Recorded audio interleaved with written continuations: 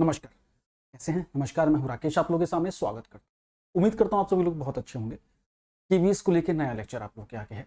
Important questions की series है KVS PRT interview को ध्यान में रख के। ये जो क्वेश्चंस हैं निश्चित रूप से आपके इंटरव्यू में आपको ज़्यादा सजग बनाएंगे, आपको इंटरव्यू के एक जोन में ले जाएंगे जहां आपको ये समझना होगा या एक चीज़ें समझ में आएंगी हाँ कि क्या क्या चीज़ें इंपॉर्टेंट है और किन किन आस्पेक्ट्स पे हमें काम करना है। इसके साथ साथ आप अपने को इवेल्युएट भी कर सकते हैं। पिछली क्लासेस में हमने क्वेश्चन दिए थे। हर क्लास में हम लोग 2 से 3 क्वेश्चन देते हैं और उसके बाद फिर उसके आंसर आप लोगों से एक्सपेक्ट करते हैं कि आप लोग देंगे। पिछली क्लास में हम लोगों ने स्वॉट एनालिसिस के ऊपर आप लोगों का आंसर देखा था और ये पूछा था कि टीचर्स की क्या क्या क्वालिटी होती है, सबको पता है। फिर उसमें से आपके अकॉर्डिंग सबसे अच्छी क्वालिटी क्या हो सकती है प्राइमरी लेवल पे, ये मैंने पूछा था। तो लोगों ने बहुत सारी मात्रा में आंसर दिए हैं और ये अच्छा लग रहा है कि आप लोग इतने सिंसियर हैं, सीरियस हैं रिजल्ट आने से पहले। और ये बहुत अच्छा साइन है, यकीन मानिएगा। और ये आपके कॉन्फिडेंस को दर्शाता है कि आप निश्चित रूप से आगे की ओर जा रहे हैं। तो स्वॉट एनालिसिस आपको पता है SWOT है ना। एस का मतलब होता है स्ट्रेंथ, W का मतलब वीकनेस, O का मतलब अपॉर्चुनिटी और T का मतलब थ्रेट। ये मिला के ये बेसिकली एक एनालिसिस होता है साइकोलॉजिकल, जिसके आधार पर व्यक्ति का व्यक्तित्व पता लगाया जाता है कि इस व्यक्ति का व्यक्तित्व कैसा है ना। इसकी स्ट्रेंथ्स क्या है, इसके सामने ये अपनी अपॉर्चुनिटीज़ किस किस क्षेत्र में देखता है या इसको वीकनेसेस अपनी कहाँ कहाँ समझता है और इसके क्या फ्यूचर या क्या कुछ इसके थ्रेट्स इसको लगते हैं। तो इसमें व्यक्ति एक्चुअली ना अपने पर्सनालिटी के ऊपर काम करता है और इसमें अपने वो रिव्यू करता है बेसिकली। तो आपको अपना स्वॉट पता होना चाहिए, आपको पता होना चाहिए कि आपकी स्ट्रेंथ क्या क्या है, आपको पता होना चाहिए कि आपकी वीकनेसेस क्या क्या हैं। दुनिया को पता होना हो, हमें अपने नकारात्मक पक्ष जरूर पता होने चाहिए। हम जो अपने फेलियर का जिम्मेदार दूसरों को सोचते हैं ना, वो यही है कि हमें अपने वीकनेसेस का नहीं पता है। हम अपने वीकनेसेस को कई बार एक्सेप्ट नहीं करते हैं बिकॉज हमारा ईगो इतना बड़ा होता है या हम झुटलाने की कोशिश करते हैं। फिर जीवन में हमारे सामने अपॉर्चुनिटीज़ क्या है, हम जिस करियर में जा रहे हैं वहाँ हमारे लिए क्या अपॉर्चुनिटीज़, हमें क्लियर होना चाहिए।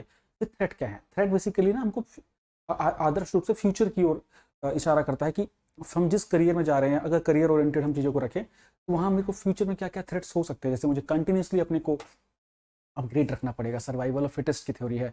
मुझे अपने को कंटिन्यूसली स्किल्ड करते रहना होगा बिकॉज कंपटीशन इतना है ना, इस टाइप की चीज़ें। तो इसमें कुछ लोगों ने आंसर दिया थ्रेट और वीकनेसेस के ऊपर। मैं देख रहा हूँ बहुत कंफ्यूजिंग है, वो बहुत कंफ्यूज हो रहे हैं बच्चे। तो इस चीज़ को आपको ध्यान देना होगा कि ईमानदारी से वीकनेसेस क्या। तो आपको वीकनेसेस ऐसी नहीं, वहाँ अगर पूछ ले कि आपके वीकनेसेस क्या है तो आप बोलोगे इस प्रकार के वीकनेसेस रखोगे जो कि आपको एक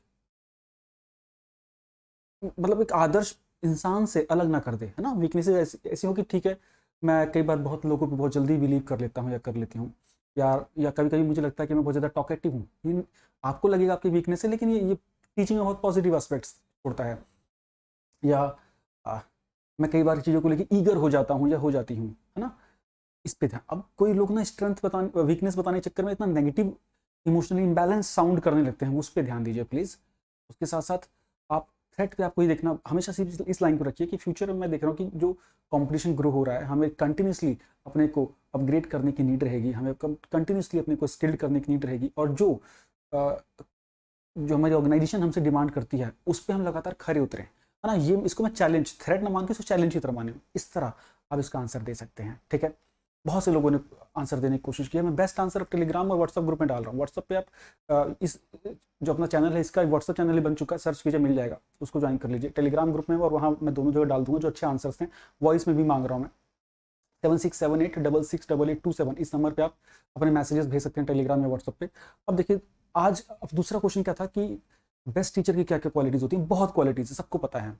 भाई सब्जेक्ट की नॉलेज होनी चाहिए, कंटेंट नॉलेज होनी चाहिए, फिर डिलीजेंट होनी चाहिए, मेहनती होने चाहिए, पेशेंस होना चाहिए, सेल्फ मोटिवेटेड होने चाहिए, आदर्श स्थापित करने वाले होने चाहिए, फन लविंग होने चाहिए, एक्सट्रोवर्ट हो जाए तो और अच्छी बात है ना, सिचुएशन में अडेप्ट करना, ये सारी चीज़ें। अभी मैं बात एग्जामिनर करी कि अच्छा एक बता दो आपके अकॉर्डिंग सबसे बेस्ट क्या होना चाहिए। सारी ही अच्छी हैं, बेस्ट का क्या होता है। प्राइमरी लेवल पर अगर ऐसी सिचुएशन आ जाए, है ना, ये बहुत डाइसी सिचुएशन होती है बिकॉज सारी तो ठीक है जी, उस समय आपका दिमाग क्या। तो अगर मेरे से पूछा जाए तो मैं बोलूँगा कि धैर्यवान होना एक बहुत ही जरूरी एस्पेक्ट है टीचर का, और बहुत कठिन भी है, मैं बता दूं आपको। अगर एक टीचर में पेशेंस, उसी टीचर के अंदर पेशेंस हो सकता है जिसके जो फुल ऑफ कंटेंटफुल है, वो मतलब पूरा उसके पास उस ज्ञान भी है, मोटिवेटेड भी है और उसे अपने पर भरोसा है। तो धैर्यपूर्ण एक व्यक्तित्व होना बहुत जरूरी है। One should be very good listener, है ना। तो धीरज होना चाहिए। कई बार क्लासेस ऐसी होती हैं कि वहाँ पे सिचुएशन कई बार आउट ऑफ कंट्रोल टीचर खुद ही क्रिएट कर देता है, यार क्या ही हो रहा है। अब धीरज होना बहुत जरूरी है। तो मेरे अनुसार मुझे अगर कोई एग्जामिनर पूछेंगे तो मैं निश्चित रूप से बोलूँगा धैर्यवान होना जरूरी है, बिकॉज इसमें और कैरेक्टरिस्टिक्स मिलके कोई व्यक्ति पेशेंस के लेवल जा सकता है। ठीक, एक क्वेश्चन हमने और पूछा था, एम्पैथी और सिंपैथी में क्या डिफरेंस होता है। ऑफ कोर्स आप लोगों ने सही बोला, एम्पैथी का मतलब होता है सिंपैथी। पहले देखते हैं, सिंपैथी मतलब किसी चीज को लेकर सहानुभूति। अरे ये तो गरीब है, कोई भीख मांग रहा हो, गरीब है तो 2 रुपए दे दो, सिंपैथी, सहानुभूति। अब यहीं पे एम्पैथी आती है, अनुभूति। ये गरीब है ना, भीख मांग रहा है, क्या ही करता होगा ये, मतलब घर में क्या, मतलब उसकी जगह पे आप खुद को रख के आप सोच रहे हो कि मैं इसकी जगह होता तो मेरी क्या स्थिति होती। वो अनुभूति फील करते हैं आप। ऑफ कोर्स दोनों बहुत ही पॉजिटिव चीज है, लेकिन स्टिल एम्पैथी ज़्यादा बेहतर चीज़ है। एम्पैथी से हम ज़्यादा अच्छे से व्यक्तित्व को किसी के समझ सकते हैं और ज़्यादा हम जस्टिस कर सकते हैं सिचुएशन के साथ। तो किसी व्यक्ति में अनुभूति होना परम आवश्यक है। ये क्वेश्चन हमारे कल के क्लियर हो गए। अब आज के क्वेश्चन क्या है। आज के क्वेश्चन बहुत ईजी, बहुत सीधे क्वेश्चन मैं पूछ रहा हूँ आप लोगों से। पहला क्वेश्चन, आप अपने को कैसे इंट्रोड्यूस करेंगे, है ना। आप अपने को 3 से 4 मिनट में इंट्रोड्यूस करिए पूरा। ठीक, मैं नहीं बताऊंगा, मैं करेक्ट करूंगा आपको अगली क्लास में। दूसरा, आप और लोगों से बेहतर क्यों हैं, सुटेबिलिटी भी पूछता है केवीएस, आप ही क्यों बेहतर, आपके अलावा किसी और को हम क्यों ना चुने। इन दोनों के आंसर भेजो, मुझे मजा आएगा। ठीक है, उम्मीद करता हूँ चीज़ें अच्छी लग रही होंगी। शायद ही कोई होगा जो इस तरह से डेडिकेटेड तरीके से चीज़ें आप लोगों के लिए दे रहे होंगे केवीएस इंटरव्यू को लेकर, तो बाकी तो सिर्फ सलाह होती हैं। आप इसका मैक्सिमम यूटिलाइज कीजिए, अपने दोस्तों के साथ शेयर कीजिए, उनके साथ डिस्कशन कीजिए इस वीडियो को।